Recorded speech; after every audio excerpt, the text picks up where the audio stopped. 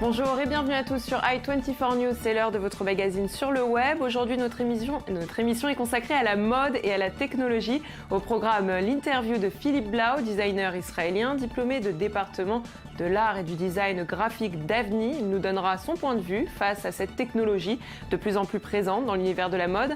Avec nous sur ce plateau, j'ai le plaisir d'accueillir Daria Soussan. Bonjour. Bonjour. Vous êtes responsable des relations publiques pour Fashion Tech, si je ne me trompe pas. Voilà, c'est Bottomline Consulting en fait. Donc vous allez être avec nous tout au long de l'émission pour nous donner plus d'informations concernant justement la mode et la technologie. Merci d'avoir accepté notre invitation. L'Alliance Fashion et Technologie, vous l'aurez compris, c'est tout de suite et c'est sur le web. Un peu plus tôt dans la journée, nous sommes partis à la rencontre de Philippe Blau. En 2002, ce designer israélien a fondé la marque Frau Blau avec Elena Blonstein, un duo futuriste qui n'hésite pas à jouer avec les perspectives et le trompe-l'œil pour séduire leur clientèle. Allez, je vous propose de faire un petit tour dans leur univers.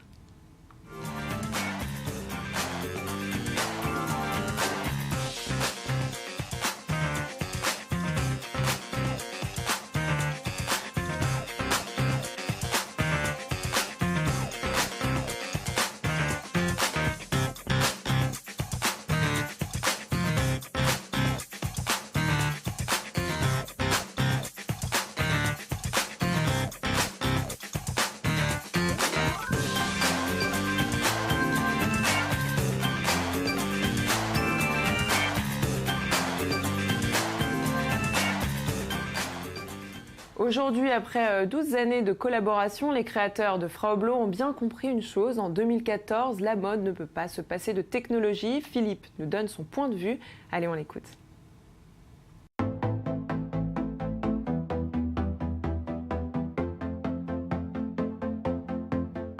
Philippe Blau, bonjour. Merci d'avoir accepté notre invitation. Vous êtes designer israélien, vous êtes à l'origine de la marque Frau Blau. On parle du vêtement connecté. Est-ce que vous, c'est un univers qui vous intéresse? Je pense que tout ce qui est nouveau et que je peux essayer est intéressant pour moi.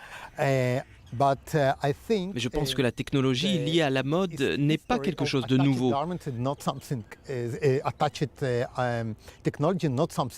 Vous vous rappelez des montres à gousset? C'était déjà de la technologie attachée.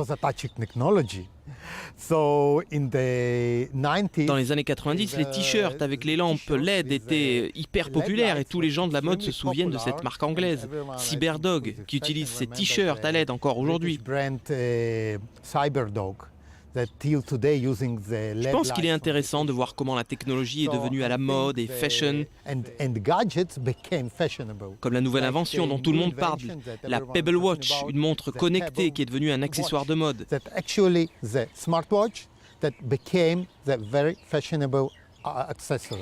Et on parle de ces accessoires. Est-ce que vous n'avez pas peur qu'avec toute cette technologie, on en oublie la créativité des artistes? Absolument pas. Je n'ai pas peur de la technologie. Je ne pense pas que des gadgets ou des systèmes électroniques pourront remplacer la créativité.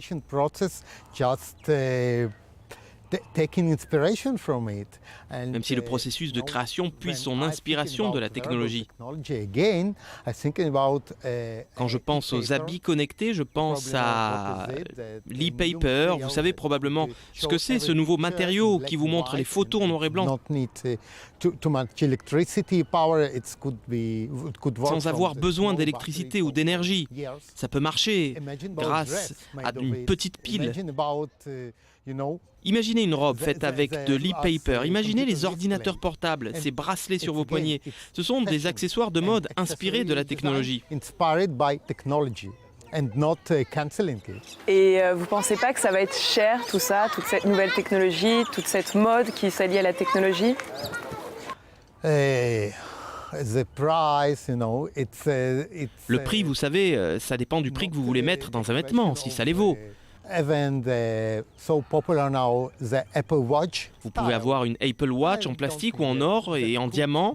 Ça dépend des possibilités et du style personnel. Je ne pense pas que ce sera vraiment beaucoup plus cher que les habits normaux. Tout dépend de ce que les gens sont vraiment prêts à dépenser. Alors, on a compris, ça va être tendance et puis finalement, avoir un vêtement connecté ne sera pas forcément plus cher qu'un vêtement normal. Vous avez un blog, une plateforme d'e-commerce. Est-ce que pour vous, designer israélien, c'est obligatoire d'être présent sur Internet? It's not only important, it's no other way to say to the world, I'm here. Ce n'est pas seulement important, c'est aussi essentiel de dire « je suis là, je crée quelque chose ». Pour Frau Blau, nous avons un site, nous avons un blog, une page Facebook, un compte Instagram, un compte Twitter, une page sur Not Just a Label, une sur MyTrend, une sur BrandSpace et encore plein d'autres. Many, many more.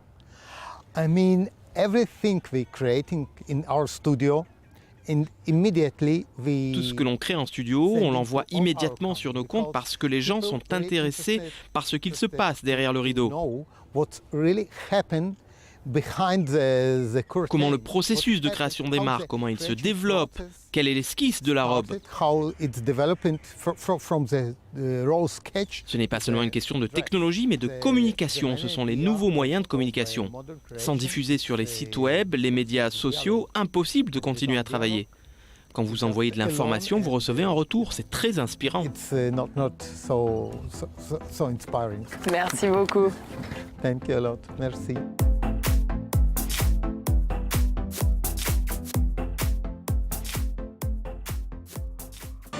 Daria, nous avons vu ce que pensait Philippe Blau. Alors, est-ce qu'on peut dire que ce phénomène est un phénomène qui se généralise? Vous qui avez l'habitude de travailler avec des designers israéliens, est-ce que vous confirmez qu'en 2014, la mode ne peut pas se passer de technologie? Oui, je le confirme. En effet, c'est vrai qu'aujourd'hui, tout le concept de fashion et de technologie, c'est deux choses qui sont l'avenir de la mode. Puisque telle qu'on la connaît aujourd'hui, c'est de manière très simple, c'est plus tellement ce qui est d'actualité, puisque pour pouvoir être sur le marché concurrentiel et s'adapter à la fois aux besoins du consommateur et aux besoins aussi des entreprises, on a besoin de la technologie. Donc quoi qu'il arrive, mode et technologie, c'est l'avenir. Daria, restez avec nous, on continue avec plus d'explications sur votre projet Fashion Tech. On s'intéresse donc à Fashion Tech, une alliance entre la mode et la technologie. Daria, est-ce que vous pouvez nous parler de ce projet qui est le vôtre? Bien sûr. Alors, juste, c'est pas que mon projet, c'est le projet de Bottom Line Consulting. Donc vous êtes plusieurs dans cette histoire? Voilà, on est plusieurs. Il y a Victoria Cana, il y a Rebecca Mandel. On s'est associé aussi avec Meetup. Fashion Tech, en fait, c'est l'alliance de la technologie et de la mode. C'est un concept qui peut sembler un petit peu obscur quand on ne connaît pas.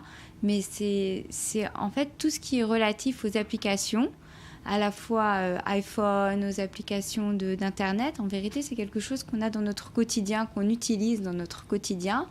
Et les designers se développent aujourd'hui avec ça. Ils ont tous déjà un blog, voilà, leur propre plateforme, etc. Et la spécificité de Fashion Tech, c'est vraiment de développer, d'aller au plus près des besoins du consommateur et de coller ensuite, pour les entreprises, de connaître ces besoins et de pouvoir mieux les cibler. Et nous, notre rôle dans ce Fashion Tech, c'est vraiment la mise en relation entre ces startups qui font des applications technologiques, au sens propre du terme, avec les ventures, c'est-à-dire tous les investisseurs potentiels, et tout ça greffé par les designers qui sont évidemment... Donc en gros, c'est les mettre en relation pour vraiment créer cette alliance. Alors aujourd'hui, on l'a compris, Daria, la mode est de plus en plus présente en ligne. Vous l'avez dit, des applications spécialisées sont développées chaque jour. Le duo de créateurs anglais d'ailleurs, Cute Circuit par exemple, crée des robes interactives munies de LED qui réagissent et changent de couleur en fonction de différents stimuli. Iris Van Herpin révolutionne lui la haute couture depuis quelques années avec ses créations qui utilisent, elles, des procédés jamais vus dans la mode, comme l'impression 3D qui fait sa grande arrivée. Ces créations ont d'ailleurs largement contribué à introduire cette technologie au grand public. Daria, tout à l'heure, on parlait avant de rentrer en plateau et vous me disiez que la 3D, d'ailleurs, c'était une révolution dans le monde de la mode. Pourquoi ? C'est une révolution. En fait, la 3D, c'est depuis 2010 que les prémices ont eu lieu avec les imprimantes, en fait. Les imprimantes 3D. Et au niveau de la mode, donc qu'on explique bien comment ça se passe. En gros, on passe par une imprimante 3D pour créer un vêtement. Voilà. Donc par un ordinateur. Exactement. Finalement, on est en plein dans la technologie pour la création. Pour la création. Et en fait, finalement, c'est depuis 2013 et 2014 que c'est... Plus d'un an. Voilà, il y a eu ce qu'on appelle la 4e génération. Et donc là, ça veut dire que c'est beaucoup plus haute couture. Et aujourd'hui, les designers se penchent vraiment sur la question en se disant il y a quelque chose à faire. Il y a vraiment quelque chose de haute couture à mettre en place et à développer. On est un peu dans le Lady Gaga, hein, dans les formes un peu Lady Gaga, Lady Gaga elle-même a eu une robe imprimée en 3D, Dita Von Teese aussi. Il y a des rumeurs qui courent que Chanel va aussi utiliser l'impression 3D. C'est sûr que c'est on va le retrouver à l'avenir. En attendant la 3D, on va s'intéresser maintenant aux vêtements connectés. Ralph Lauren travaille en ce moment même sur un futur t-shirt ultra tech. À l'heure où les smartphones s'intéressent de plus en plus au fitness, eh bien la mode, elle aussi, suit le mouvement. Regardez l'exemple de Ralph Lauren et on en parle tout de suite après. Do you know your true strength? Speed, power. Imagine your body's full potential. Your breathing is shallow. Breathe deeper. What are your limits? How do you measure up? We believe that knowledge is power. Your heart rate. Alors on l'a vu, le t-shirt connecté. Daria, pourquoi aujourd'hui les designers se lancent tous dans le vêtement connecté ? En fait, comme on l'a dit, de toutes les façons, c'est l'avenir. C'est l'avenir parce qu'aujourd'hui, avec les smartphones, les tablettes, les iPhones, les gens sont de toutes les façons connectés. Donc, pour optimiser ça, en fait, les designers et les sociétés, en fait, ont décidé de créer des vêtements connectés. Ça se développe à la fois dans la mode, ça se développe dans le sport, ça se développe aussi dans tout le système médical. C'est des tissus, en fait, qui vont être connectés avec des fibres, des fibres, des matériaux spéciaux, voilà, et qui vont être reliés à un iPhone. Et donc, à ce moment-là, il va y avoir toutes les données qui vont être rentrées et ils vont pouvoir s'en servir d'un point de vue médical, d'un point de vue Est-ce que finalement, le vêtement ne va pas remplacer le iPhone ? On se demande. En tous les cas, il y a une société israélienne qui est en train de travailler sur des tissus et qui fait largement concurrence. Je peux vous dire qu'il y a un petit groupe qui n'est pas content d'ailleurs de toute cette technologie autour du vêtement. On a parlé de Fashion Tech, on va parler maintenant de ce mouvement qui a été lancé il y a quelques mois. Il s'agit de créateurs anti-tech. Vous en avez entendu parler ? Non. Non, eh bien vous allez être surprise. Ils ont été jusqu'à créer une collection de vêtements, des vêtements qui empêcheraient votre smartphone de fonctionner. Regardez. そのバーチャルな世界のスマートフォンの中の、世界の方に、多く時間を使ってしまったりなので、今回はそのガムを、噛んで物事に集中するということとあとそれを、いかに洋服で、表現していくかというところで。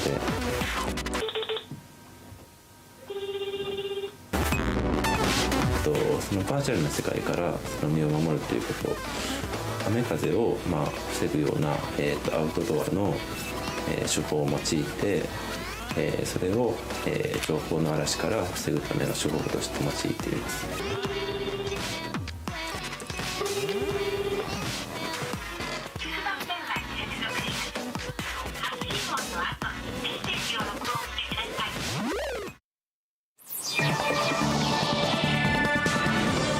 Vous en pensez quoi là de ces anti-tech ? Disons que en fait ils utilisent la technologie pour ne pas utiliser la. Donc finalement ils sont quand même dans l'air du temps. On va passer tout de suite aux startups. On en parlait, vous travaillez avec plusieurs d'entre elles. On va commencer avec Dondé, avec qui vous collaborez. Est-ce que vous pouvez nous expliquer de quoi il s'agit ? Alors c'est une startup israélienne, Dondé, qui permet de retrouver ce qu'on recherche sur le web de manière très rapide. Alors il ne s'agit pas de retrouver le vêtement de X ou Y société, il s'agit de retrouver en fait quelque chose qu'on aurait en tête. Donc on rentre différentes données. Donc de trouver, pas de retrouver. On a une idée en tête, on se rend sur la plateforme. J'ai envie d'une petite robe noire avec une ceinture marron par exemple. Voilà, exactement. Donc on rentre en fait toutes les données qu'on recherche. Alors, le rouge, le type de rouge, si c'est une ceinture normale. Et voilà. Et alors après, on est réorienté vers une boutique qui effectivement a le produit qui convient. Ils le font à la fois pour les vêtements et ils développent aussi pour l'accessoire.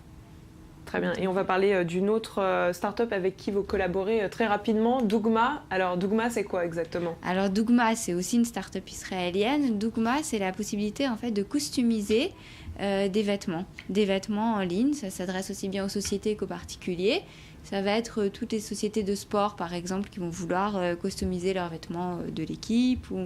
Voilà. Et c'est une manière très rapide. Et en plus, ils peuvent intégrer leur application, leur interface sur le site web de la société qui souhaite développer la customisation du vêtement. Donc ça, c'était pour nous donner une idée de toutes ces applications qui arrivent dans l'univers de la fashion et de la technologie. Merci beaucoup Daria Soussan d'avoir été avec nous sur ce plateau. C'est la fin de cette émission. Merci de nous avoir suivis. On se retrouve demain, même heure et même endroit pour une nouvelle édition de Sur le Web.